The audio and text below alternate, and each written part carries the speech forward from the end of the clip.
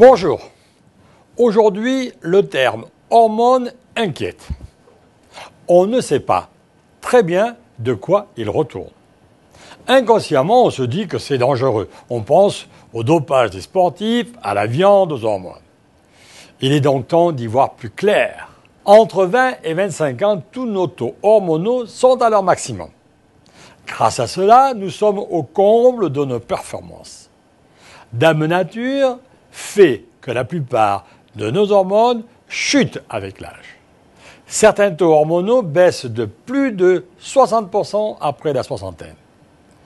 Celles qui sont principalement touchées sont la DHEA, la mélatonine, les œstrogènes, la progestérone, la testostérone, l'hormone de croissance, le cortisol.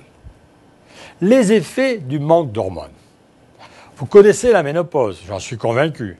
Mais qu'en est-il de même pour l'andropause? Je souris à l'idée de demander à un homme de 45 ans comment il envisage de traverser le cap de son andropause. Je l'imagine me regarder avec de grands yeux ouverts et me demander ce dont il s'agit.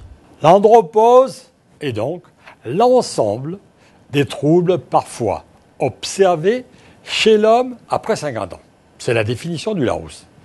Ou la diminution naturelle des activités génitales de l'homme après un certain âge.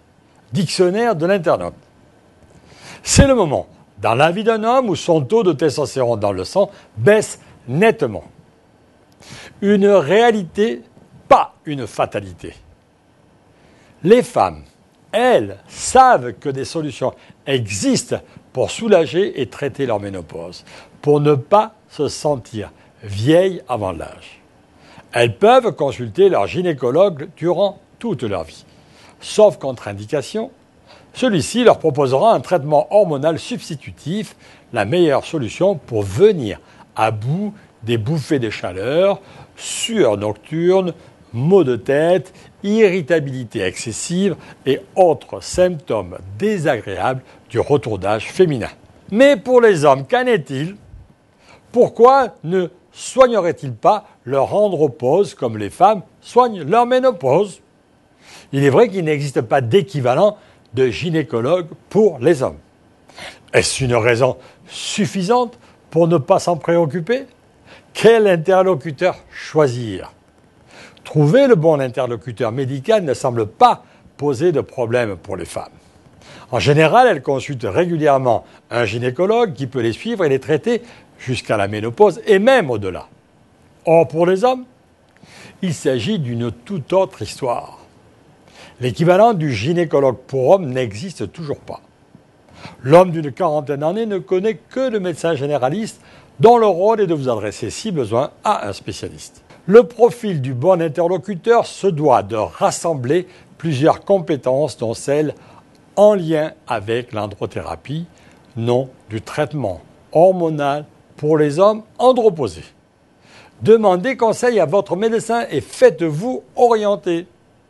Au vu de la demande grandissante d'hommes sur le sujet, se développe une nouvelle spécialisation médicale, une spécialisation propre aux hommes qui s'intéressent au-delà de l'andropause à l'homme dans sa globalité. Cette spécialisation est parallèle à la gynécologie. En aviez-vous déjà entendu parler? C'est la question à laquelle je vous invite à répondre dans la discussion du jour. À quand donc des cabinets d'androthérapie et de médecine préventive de l'âge aussi nombreux que ceux de gynécologie? À très bientôt.